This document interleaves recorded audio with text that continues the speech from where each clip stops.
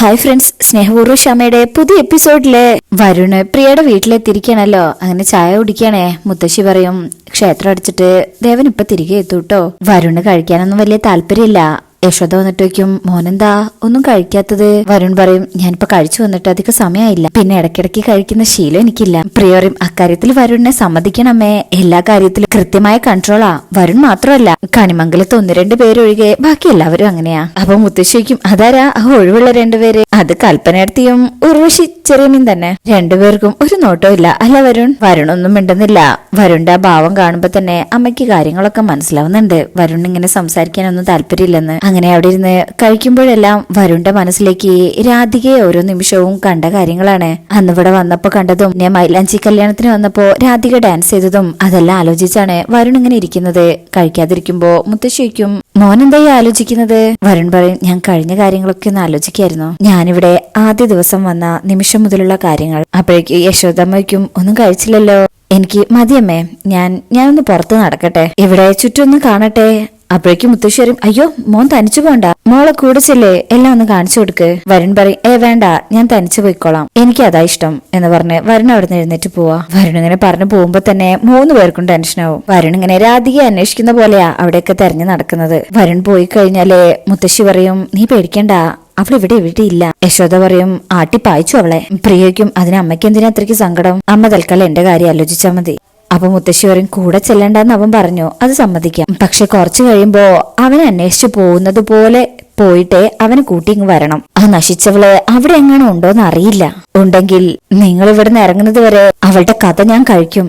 അപ്പോ പ്രിയ പറയും, അല്ലെങ്കിൽ തന്നെ വരുന്ന എന്തൊക്കെയോ സംശയങ്ങളൊക്കെ ഉണ്ട്. അച്ഛൻ തിരികെ വരുമ്പോ അച്ഛന്റെ വായനൊന്നും വരാതെ നോക്കിക്കൊള്ളണം. യശോദമ്മ പറയും, കള്ളത്തരം ചെയ്യുന്നതിന്റെ ഫലം ഒന്ന് അനങ്ങണമെങ്കിലും ശ്വാസം വിടണമെങ്കിലും ഇപ്പൊ പേടിക്കേണ്ടി വരുന്നില്ലേ? അതൊക്കെ തന്നെയാ ദൈവശാപം എന്ന് പറയുന്നത് എന്ന് പറഞ്ഞ അമ്മ അവിടുന്ന് പോകും. പ്രിയ ഇങ്ങനെ ടെൻഷനോടെ ഇരിക്കുമ്പോ മുത്തശ്ശി പറയും, നീ അതൊന്നും കാര്യാക്കണ്ട, മറ്റാർക്കും ലഭിക്കാത്ത ഭാഗ്യ നിനക്ക് കിട്ടിയിരിക്കുന്നത്, വിട്ടുകൊടുക്കരുത്. പ്രിയ പറയും, ഇല്ല മുത്തശ്ശി, അക്കാര്യത്തിൽ മുത്തശ്ശിയുടെ ബുദ്ധി എനിക്ക് കിട്ടിയിട്ടുണ്ട്. കണിമംഗലത്ത് പിടിച്ചു നിൽക്കാനുള്ള സൂത്രമൊക്കെ എനിക്കറിയാം എന്ന് പറഞ്ഞിങ്ങനെ ഇരിക്കുക അവരവിടെ. ശേഷം പിന്നീട് കാണിക്കുന്നത് രാധിക ഒരു റോഡ് സൈഡിലാണെന്ന് തോന്നുന്നു, കുന്നൊക്കെ ഉണ്ട് അവിടെ അടുത്തുള്ള ഒരു ആൽമരത്തിന്റെ ചോട്ടിൽ ഇങ്ങനെ ഇരിക്കണേ, വെറുതെ ഓരോ ഇലയും നുള്ളിക്കൊണ്ട്. അപ്പോഴായിരിക്കും ആ വഴി വരുൺ വരുന്നത്. വരുൺ ഇങ്ങനെ സ്റ്റെപ്പൊക്കെ കയറി അവിടുത്തെ പ്രകൃതി ഭംഗിയൊക്കെ ആസ്വദിക്കുക.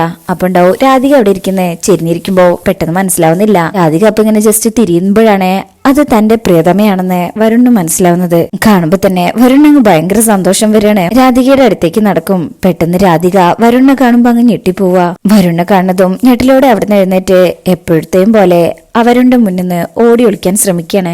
എടോ നിക്ക് എന്ന് പറഞ്ഞ് വരുൺ വിടാതെ പിന്തുടരും. ഇപ്രാവശ്യം വരുണിനെ രാധികയെ പിടിക്കാന്നുള്ള വാശിയിൽ തന്നെയാണ്. എടോ നിക്ക്, ഓടല്ലേ, ഞാൻ പറയുന്നു കേൾക്ക്. എടോ നിക്ക്, എങ്ങോട്ടേ ഓടുന്നേ എന്ന് പറഞ്ഞിട്ട് വരുൺ ഓടിച്ചെന്ന് രാധികയുടെ കൈ കയറി പിടിക്കണേ. എന്നിട്ട് പിടിച്ചു നിർത്തും. എന്നാ രാധിക, എന്നെ വിട്. വരുൺ പറയും, ദേ ഇനി നിന്നെ ഇങ്ങനെ ഒളിച്ചോടാൻ ഞാൻ സമ്മതിക്കില്ല. ദേ ഊണിലും ഉറക്കത്തിലും ഞാൻ നിന്നെ കുറിച്ച് മാത്രമേ ചിന്തിക്കുന്നത്. എന്തിനാ നീ എന്നിൽ നിന്നും ഒഴിഞ്ഞു മാറി നിൽക്കുന്നത്? അപ്പോഴും രാധിക, വിട്, എനിക്ക് പോണം. വരുൺ പറയും, ഇല്ല, ഇതെനിക്ക് ദൈവം തന്ന കാഴ്ചയാ, ഇത് ഞാൻ നഷ്ടപ്പെടുത്തില്ല. നീ എവിടേക്കാ പോയത് എന്ന് വെച്ച് രാധികയുടെ കവിളില് പിടിക്കും. നീ എവിടെയാ ഇപ്പൊ താമസിക്കുന്നത്, പറ എന്ന് പറയുമ്പോഴും രാധിക പറയും, ഞാൻ പറയില്ല. എന്നിട്ട് കൈ തട്ടി മാറ്റിയിട്ട് പറയും, എന്നെ മനസ്സിൽ കൊണ്ട് നടക്കുന്നതും എന്നെ തെരഞ്ഞു നടക്കുന്നതും എനിക്ക് ഇഷ്ടമല്ല. അതിൽ വരുണ ഉച്ചത്തിൽ പറയും, അല്ല കള്ളം എന്ന് പറഞ്ഞ് ചേർത്ത് പിടിച്ചിട്ട് പറയും, ദേ നിന്റെ കണ്ണുകളില് എന്നോടുള്ള ഇഷ്ടമുണ്ട്, അതെനിക്ക് കാണാനും പറ്റുന്നുണ്ട് എന്ന് പറഞ്ഞ് കവിളിങ്ങനെ പിടിക്കുമ്പോ രാധിക കണ്ണടയ്ക്കും. എന്നിട്ട് മുഖം താഴ്ത്തിട്ട് പറയും, ഇല്ല, എനിക്കൊരു ഇഷ്ടവുമില്ല. വരുൺ ചോദിക്കും, നിന്റെ ശരിക്കുള്ള പേരെന്താ? ദേ ഒന്ന് നോക്ക്, നീ പാരുടെ കൂടെയാ, എവിടെയാ താമസിക്കുന്നത്? നോക്ക്, എനിക്കത് അറിഞ്ഞേ പറ്റൂ എന്ന് പറഞ്ഞ് കൈ ഇങ്ങനെ പിടിച്ചു വെച്ചിരിക്ക. രാധിക പറയും, വിടാനല്ലേ പറഞ്ഞത്, വിട് എന്ന് പറഞ്ഞ് കൈ എടുക്കാൻ ശ്രമിക്കുമ്പോ വരുൺ മുറുകെ പിടിച്ചിട്ട് ചോദിക്കും, ഒന്നും എന്നോട് പറയില്ലെന്നാണോ? രാധിക പറയും, നമ്മൾ തമ്മിൽ ഒന്നും പറയേണ്ട കാര്യമില്ലല്ലോ. വരുൺ പറയും, ഉണ്ട്, നീ എന്റെ പെണ്ണാ. രാധിക പറയും, എനിക്കത് കേൾക്കണ്ട, വിട്. അങ്ങനെ വരുൺ കൈവിട്ടിട്ട് പറയും, ശരി, ഇത്രയും കാലം നിന്നെ തെരഞ്ഞു നടക്കുമ്പോ ഞാൻ മനസ്സിലെടുത്തൊരു തീരുമാനം ഉണ്ടായിരുന്നു. നിന്നെ കണ്ടെത്താനായില്ലെങ്കിൽ, നിന്നോട് സംസാരിക്കാനായില്ലെങ്കിൽ, നിന്നെ സ്വന്തമാക്കാനായില്ലെങ്കിൽ ഞാനങ്ങ് ചത്തു കളയാന്ന്. ഇത് കേൾക്കുന്ന രാധിക ഞെട്ടും. വരുൺ പറയണേ, ഏതായാലും അതിപ്പോ നിന്റെ മുന്നിൽ വെച്ച് തന്നെ ആയിക്കളയാം. രാധിക ഒന്നുകൂടെ ഞെട്ടിപ്പോവാ. അങ്ങനെ അതും പറഞ്ഞേ ആ കുന്നിന് മുകളിലേക്ക് വരുൺ ഓടിക്കയറണേ. എന്നിങ്ങനെ രാധിക പേടിച്ചുകൊണ്ട് വിളിക്കാ. വരുൺ പറയും, വേണ്ട, നിനക്ക് എന്നിൽ നിന്നും രക്ഷപ്പെട്ടാ പോരെ, തിരിച്ചു പൊക്കോ. എന്നെക്കുറിച്ച് ഒരു ചിന്തയും നിന്റെ മനസ്സിലില്ലല്ലോ. അപ്പൊ പിന്നെ ഞാൻ ചത്താലും ജീവിച്ചാലും നിനക്കെന്താ? അത് രാധികയുടെ മനസ്സിനെ വല്ലാതെ വേദനിപ്പിക്കുന്നുണ്ട്. വരുൺ പറയും, നീ പോ, എടി പോവാൻ എന്ന് പറഞ്ഞ് വരുൺ പാറക്കെട്ടിന് മുകളിലേക്ക് ഓടിക്കയറുമ്പോ നിക്കാൻ എന്ന് പറഞ്ഞ് രാധിക പിന്നാലെ പോവാണ്. നിക്ക്, ഞാനൊന്ന് പറയട്ടെ എന്നാ വരുൺ കരഞ്ഞോണ്ടാ കുന്നിന് മുകളിലേക്ക് പോകുന്നത്. നിക്ക് പ്ലീസ് എന്ന് പറഞ്ഞ് രാധികയും അടുത്തെത്തണേ. താഴെ ഒരു കൊക്ക പോലെയാണ് തോന്നുന്നത്. വരുൺ ഇങ്ങനെ ബാക്കോട്ട് പോകുമ്പോ രാധിക കൈകൂപ്പിട്ട് പറയും, നിക്ക് പ്ലീസ്, ഞാൻ പറയുന്ന ഒന്ന് കേൾക്ക്. വരുൺ പറയും, ഈ പാറയുടെ ഏറ്റവും ഉയരം കൂടിയ ഭാഗത്താ ഞാനിപ്പോ നിൽക്കുന്നത്. ഇവിടുന്ന് ഞാനിപ്പോ താഴേക്ക് ചാടിയാലുണ്ടല്ലോ, പിന്നെ ഒരു കാരണവശാലും തിരികെ കിട്ടില്ല. എന്റെ സ്വപ്നങ്ങളുമായിട്ട് എനിക്ക് മരിക്കാം. രാധിക ആകെ പേടിച്ചിട്ടുണ്ട്. വെറുതെ അബദ്ധമൊന്നും കാണിക്കരുത്. വരുൺ പറയും, എടോ ഇത് അബദ്ധമൊന്നുമല്ല, ഇതെന്റെ ജീവിതമാ. ഇത് ഞാൻ നശിപ്പിക്കേണ്ടത് നിന്റെ മുന്നിൽ വെച്ച് തന്നെയാ. രാധികയ്ക്കും എന്തിനാ നിങ്ങൾ ഇങ്ങനെ കൊല്ലുന്നേ? നിങ്ങൾ വിവാഹം കഴിച്ച ആളല്ലേ, എന്തിനാ വെറുതെ നിങ്ങൾ നിങ്ങളുടെ ഭാര്യയെ വേദനിപ്പിക്കുന്നേ? വരുൺ ചോദിക്കും, ഏത് ഭാര്യ? എടോ, ഒരു പുരുഷന്റെ ഭാര്യ എന്ന് പറഞ്ഞാ അതവൻ താലി കെട്ടുന്ന പെണ്ണാ. അങ്ങനെ ഒരു ഭാര്യ എനിക്കുള്ളൂ, അത് നീയാ.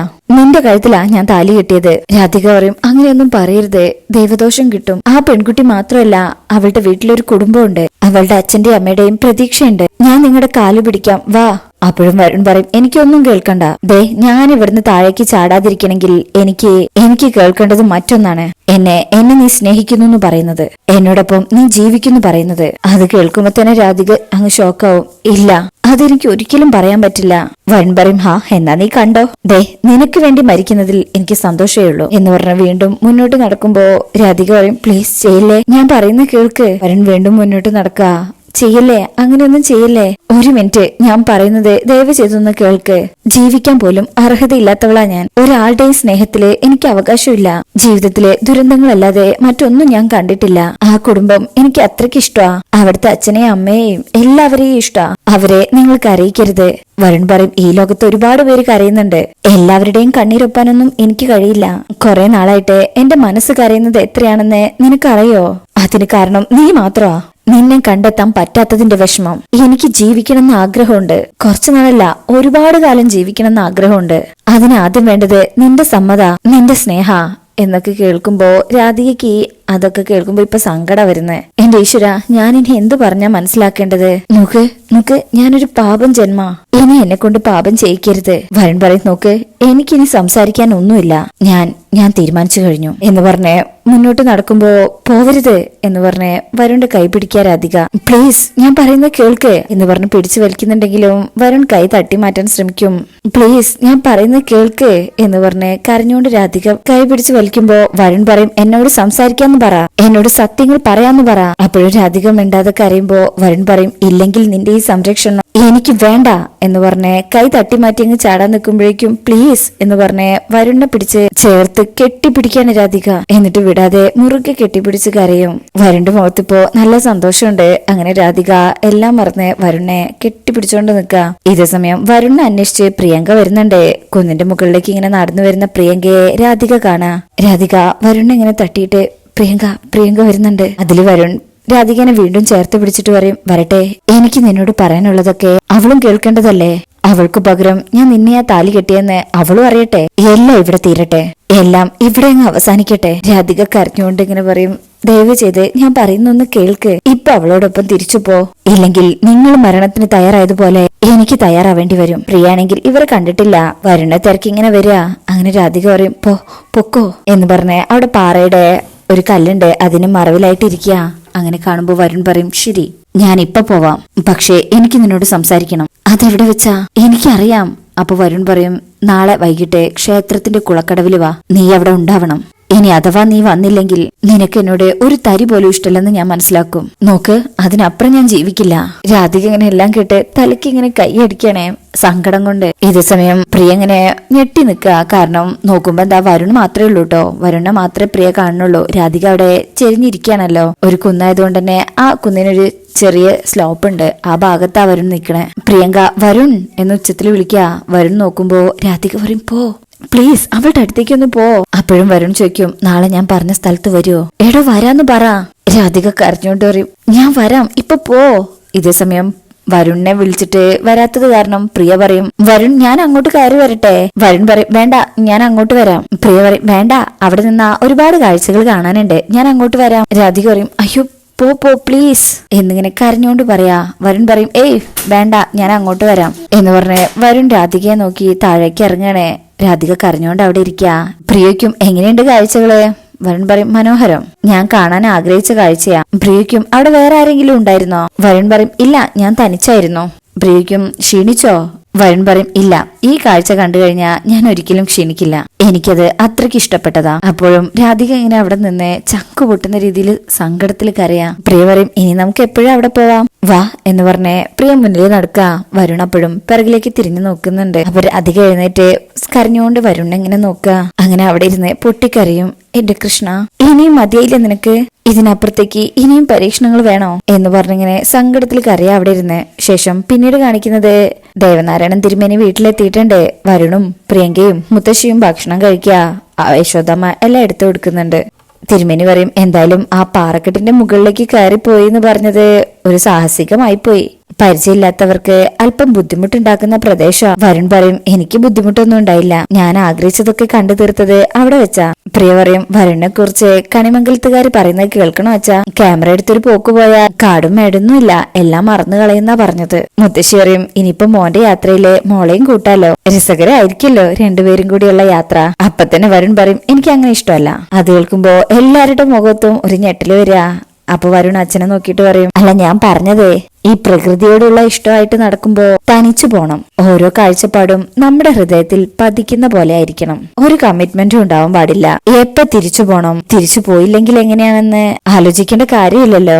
അപ്പോ തിരുമേനി പറയും മോനിത് പറഞ്ഞപ്പോഴാ നമ്മുടെ ഭാസ്കരൻ മാരാരുടെ മരുമകനില്ലേ, എന്തായിരുന്നു അയാളുടെ പേര്? ദേവേന്ദ്ര പ്രതാപ്. അയാളും ഇതുപോലൊരു കക്ഷിയാണ്. അത് പിന്നെ ഇങ്ങനെയല്ല, യാത്രകളൊക്കെ കുറച്ച് നീണ്ടതാ, 1-2 മാസം കഴിഞ്ഞാൽ തിരിച്ചു വരിക. ഇത് തലയ്ക്ക് പിടിച്ചാ കുറച്ച് ബുദ്ധിമുട്ടാണേ. അപ്പൊ മുത്തശ്ശി പറയും ഏയ് ഈ മോൻ അങ്ങനെയൊന്നും പോവില്ല, അതും പ്രത്യേകിച്ച് പ്രിയങ്കമോൾ കൂടെ ഉള്ളപ്പോ. പ്രിയ പറയും അല്ലെങ്കിലും ഞാൻ അങ്ങനെ വിടാനൊന്നും ഉദ്ദേശിച്ചിട്ടില്ല മുത്തശ്ശി. വരുൺ വീണ്ടും അമ്മയുടെ കയ്യിൽ നിന്ന് ചോറ് വാങ്ങിച്ച് കഴിക്കാ. എന്നിട്ട് പറയും ഈ കറികൾക്കൊക്കെ നല്ല രുചിയുണ്ട്, ആരാ ഉണ്ടാക്കിയത് ഇതൊക്കെ? അതിലെല്ലാരും ഞെട്ടും. മുത്തശ്ശി പറയും അതിനെന്താ സംശയം, മോള് തന്നെ. അതില് വരുൺ പ്രിയങ്കനെയും മുത്തശ്ശിയെ നോക്കും. അവരുടെ മുഖത്തുള്ള ഞെട്ടില് വരുൺ ശ്രദ്ധിക്കുന്നുണ്ട്. ഈ സമയം രാധിക അങ്ങോട്ട് വരികയാണേ. അങ്ങനെ കിച്ചന്റെ ഭാഗത്ത് വന്ന് ഇങ്ങനെ നിൽക്കുമ്പോ സംസാരം കേൾക്കുമ്പോ അവിടെ തന്നെ സ്റ്റെക്കാവാ. ഇതേ സമയം മുത്തശ്ശി പറയും സംശയം എന്താ, പ്രിയങ്കമോള് തന്നെ എന്നൊക്കെ ഇങ്ങനെ പറയുമ്പോ അച്ഛനാകെ ഞെട്ടിപ്പോവും. അവരെങ്ങനെ നോക്കുകയാണേ. ഇങ്ങനെ പറയുന്ന കേട്ട് രാധികയും പുറത്തിങ്ങനെ ഞെട്ടിലോടെ നിൽക്കുന്നത് കാണിച്ചാ ഈ ഭാഗം കഴിയുന്നത്. ശേഷം അടുത്ത ഭാഗത്തിൽ കാണിക്കുന്നത് ഐശ്വര്യയുടെ അടുത്ത് ചെന്നിട്ട് സോണിയ പ്രിയങ്കയെ കണ്ട കാര്യം പറയാ. നീ എന്താ പറയുന്നത്, ആള് തെറ്റിയോ നിനക്ക്? അപ്പൊ സോണിയ പറയും വരുണാണ് പ്രിയങ്കയെ കല്യാണം കഴിച്ചിരിക്കുന്നത്. ഐശ്വര്യ പറയും ദേവനാരായണൻ തിരുമേനിയുടെ മകൾ പ്രിയങ്കയെ എനിക്ക് നേരിട്ടൊന്ന് കാണണം. അതിനുശേഷം പിന്നീട് കാണിക്കുന്നത് രാത്രി ഇവരെ പ്രിയയും വരുണും കണിമംഗലത്ത് എത്തിരിക്കുക. പ്രിയ ഫോണിൽ നോക്കി എന്തോ പറയണേ. അത് കണ്ടുകൊണ്ട് വരുൺ അങ്ങോട്ട് വരും. എന്നിട്ട് പറയും എനിക്ക് പറയാനുള്ളതൊക്കെ ഞാനും പറഞ്ഞിട്ടുണ്ട്, ഇപ്പൊ ഒന്നുകൂടെ വ്യക്തമായിട്ട് അങ്ങ് പറയാം, നിന്നെ ഒരിക്കലും എനിക്ക് ഉൾക്കൊള്ളാനാവില്ല എന്നിങ്ങനെ മുഖത്ത് നോക്കി തുറന്നടിച്ചു പറയുമ്പോ പ്രിയയുടെ മുഖത്ത് ഒരു ഞെട്ടല് വരികയാണേ, ആകെ ഒരു വിഷമം. അപ്പൊ അതൊക്കെയാണ് ഈ ഭാഗത്തുള്ളത്. അപ്പൊ ഇന്നത്തെ റിവ്യൂ ഇഷ്ടപ്പെട്ടിട്ടുണ്ടെങ്കിൽ ചാനൽ എല്ലാവരും ഒന്ന് ലൈക്ക് ചെയ്ത് സബ്സ്ക്രൈബ് ചെയ്ത് സപ്പോർട്ട് ചെയ്തേക്കണേ. താങ്ക്